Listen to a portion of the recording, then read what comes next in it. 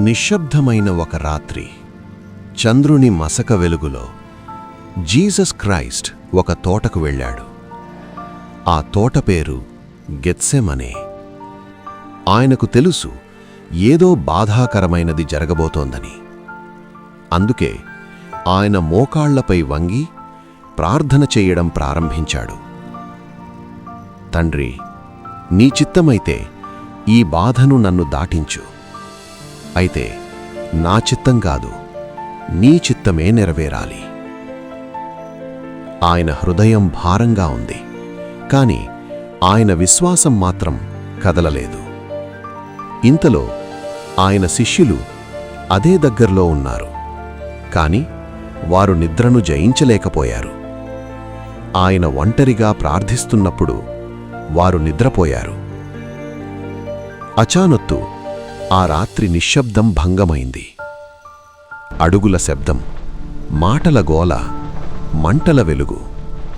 ఒక సైనికుల గుంపు దగ్గరకొచ్చింది. వారిని ముందుకు నడిపిస్తూ ఆయన శిష్యుల్లో ఒకడు జూడస్ ఇస్కరియోట్. అతను దగ్గరకొచ్చి యేసును ముద్దు పెట్టుకున్నాడు. అదొక ద్రోహ సూచన. కాని యేసు అతనిని చూశాడు, కోపంతో కాదు, ప్రేమతో. సైనికులు ఆయనను పట్టుకొని తీసుకెళ్లారు. శిష్యులు భయంతో పారిపోయారు. కాని యేసు ఒంటరిగా నిలిచాడు. ఆయనను నాయకుల ముందుకు తీసుకువచ్చారు. తప్పుడు ఆరోపణలు వినిపించాయి.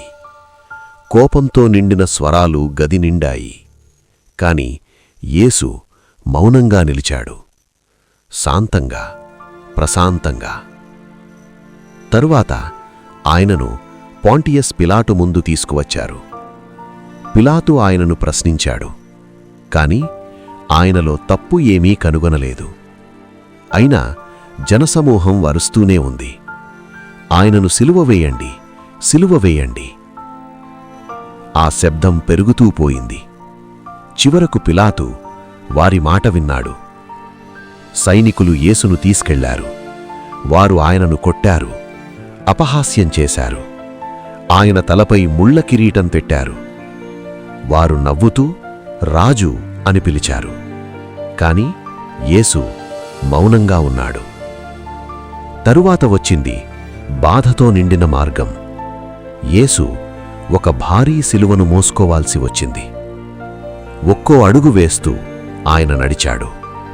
ఆయన జారి పడిపోయాడు. చివరకు వారొక కొండపైకి చేరుకున్నారు. ఆ స్థలం పేరు గోల్గొత్తా. అక్కడ ఆయనను సిలువకు గుచ్చారు. ఆ బాధ అసహనీయంగా ఉంది. అయినా యేసు ఇలా అన్నాడు, తండ్రి, వీరిని క్షమించుము, వీరు ఏమి చేస్తున్నారో తెలియదు. ఆకాశం చీకటిగా మారింది. భూమి కంపించింది. సమయం ఆగిపోయినట్టయింది.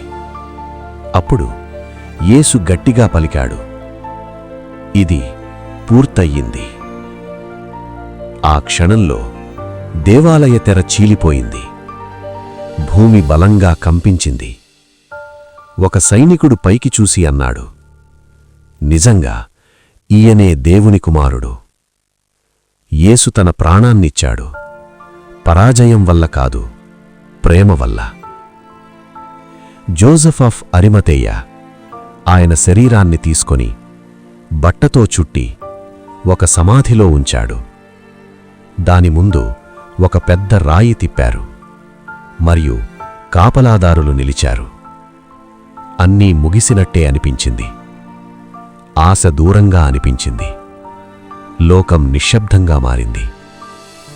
కాని ఇది ముగింపు కాదు.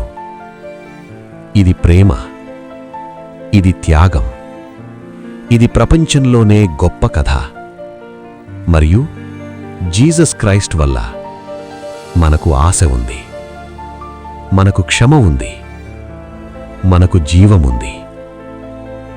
గుడ్ ఫ్రైడే దుఃఖం యొక్క రోజు మాత్రమే కాదు.